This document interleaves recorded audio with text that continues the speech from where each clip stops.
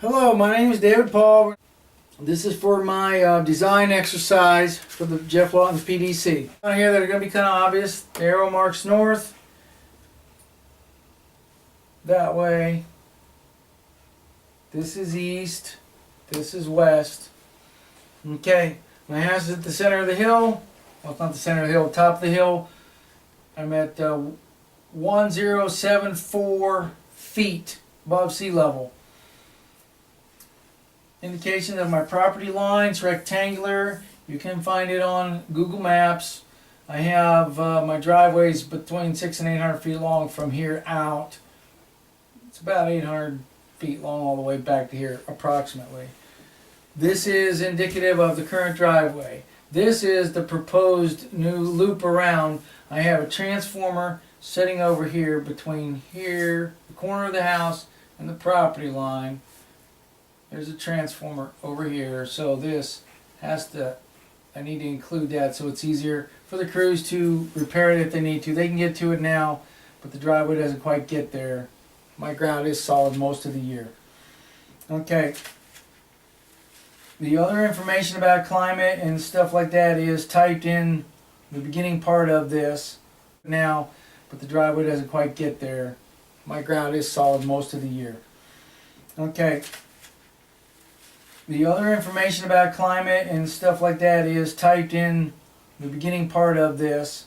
Here's the fence for my animals. Next year I'm not gonna raise any sheep. I'll keep my goats because I want to build my swales.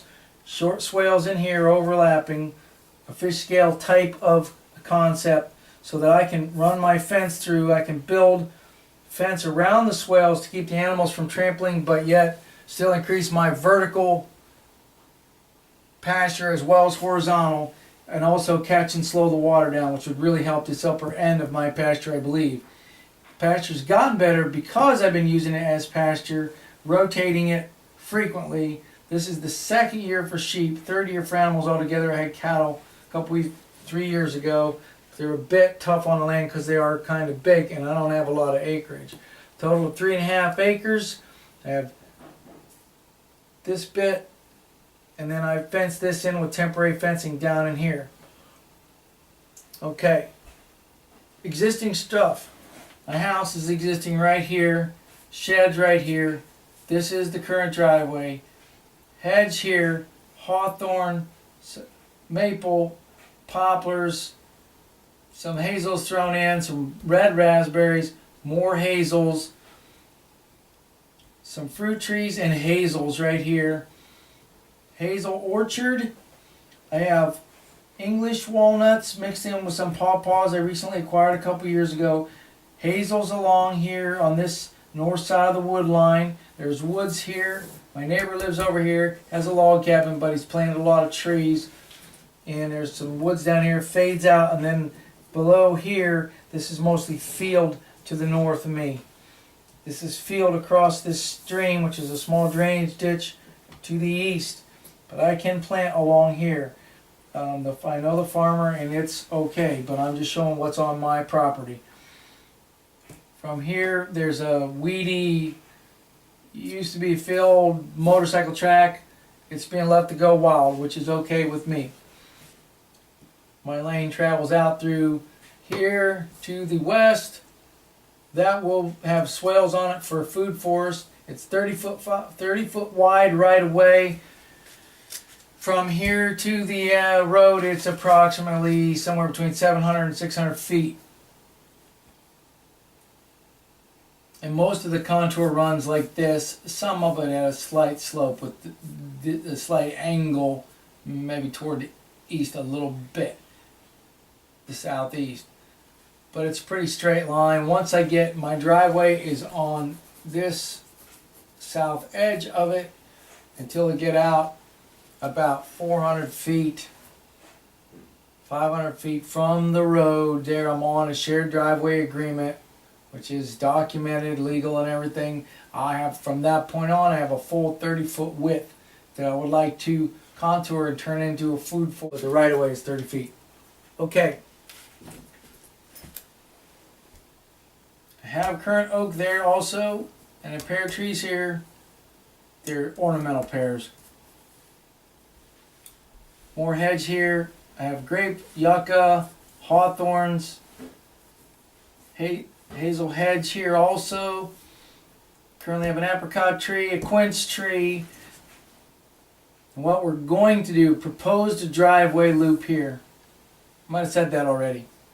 Okay, then working my way out, I want to put in a swale here, swales here, build a little pond here, about 4,000 gallon pond, between 4,500 gallon pond. Won't really be that big. Would like to put some arrowroot, cattails, sort of things in there if the soil tests out well. Otherwise, I'll just have to settle for the, it's real sandy loam up here. And I know on the top here is really sandy, so I'm going to have to do tests. That one might need a liner. To put a pond here, I might need a liner. Slightly further down, slightly different location. I have to check the soil, find out for sure. But my proposed swales along here, food forest and some ornamentals. More woodsy type trees here when I plant these. Some fruit trees, of course, closer to the house. I'm going to keep my hazel orchard. What I would like to do with that is when I put my swales in here, since they can be stooled, I'm probably going to make them right in the middle of the soft part of the swale. This will probably have to be hand dug. It's not going to be real deep. Hazels have a shallow root system, but I will be going uphill from them a little, pulling the dirt down. I can coppice them back, and I can plant other species in between the trees. There is enough distance in there so I can get the diversity and get the reforestation process going, food forests going. I would like to plant some autumn berries, some blueberries, things like that in there. The hazels like a slightly acid soil. Anyway, coming down the side of the hill, leaving a little bit of room here for access down the hillside with a small vehicle. Same thing over here. These black marks indicate culverts. This is the walkway across out to the shed so I can feed. This is the access for a truck, for a trailer to come here to load animals to haul to the butcher shop and to get down the hill here for various necessary reasons. Occasionally. Don't drive this a lot. It is not a gravel driveway. I will leave this grassy right along the outside perimeter of the pasture. My plan is also to plant some forage safe vining plants along the fence here so the animals can eat them. I'm going to go away from electric fence at this portion of the fence so I can use that to support some feed crops for the animals, which will also give them wind breaks and some shade when the sun's setting in the heat of the day to the west. We're proposing to build a pond down here.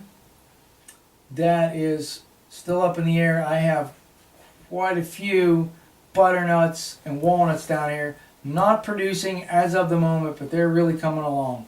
So, but it won't take them all out.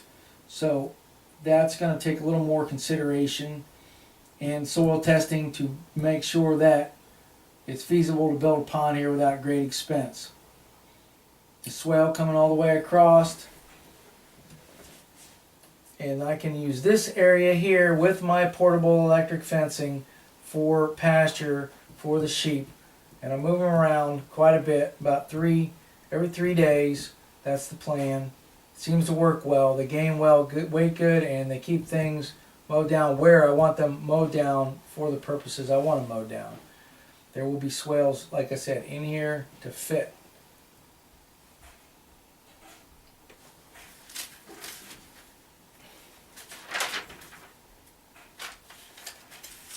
So up here in the front is going to be the kitchen garden on the south side of the house with some herbs interspersed. I already have some. I have a small nursery bed in this production garden currently at this time so that I can start increasing their numbers so I can add them in stages as we go to the swales, starting right around the house, working our way out. I have yarrow, I have rue, I have comfrey. It's just a matter of expanding those crops to increase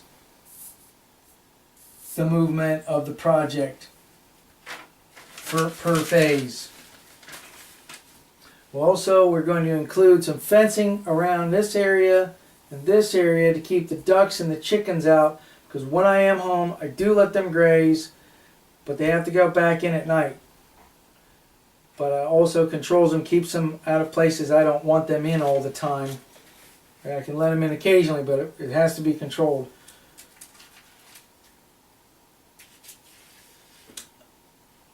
The worm composter is going to be set up here by the shed, so it will be convenient and easy to take care of, and we don't forget about it. We're going to put a solar panel on this shed so we can have some lighting in the shed and some lighting for this area out here if need be with motion detectors. And a partial list of some of the plants for support species, especially for Zone 1: bee balm, yarrow, comfrey, raspberries, German chamomile, basil, dill, chives, garlic, strawberries, alpine and regular, quince bush. Now that's just a partial list of plants, period. Apricots, tulips, sage, oregano, parsley, some standard garden plants like tomatoes, lettuce, spinach, tatsoi, bok choy, carrots, onions, rutabagas, turnips, peas, pole beans, kohlrabi, peppers, various things like that, Scotch lovage, peppermint, calendula, marigold. And there probably will be some more as I add to the list. Trying to make sure I have everything covered. Would like to include in the swale setup Russian olives, blueberries, maybe some honey or black locust. Those will be for fodder and for firewood to be coppiced. I do have a efficient wood stove in the basement because of code and zoning around here. I haven't jumped through the hoops to get a rocket mass heater approved or built yet. That is in the future. Elderberries also where it's possible, and mulberries in there. My zone, this is obviously going to be my zone 3. Down in here it's going to be more zone 3, 4-ish, kind of blended. This is my zone 5 right here. It's I haven't done much with it ever since I bought the property 17 years ago, and this area here will be like grown wild. I want to add to it some things like Jack in the Pulpit, ginseng if I can find some, and various things like that. Trout lily and golden seal.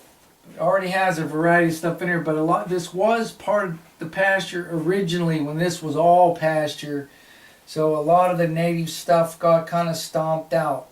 There were some native elms in here. Ash trees, which the ash tree, emerald ash borer, is really beaten up. Most of those are gone.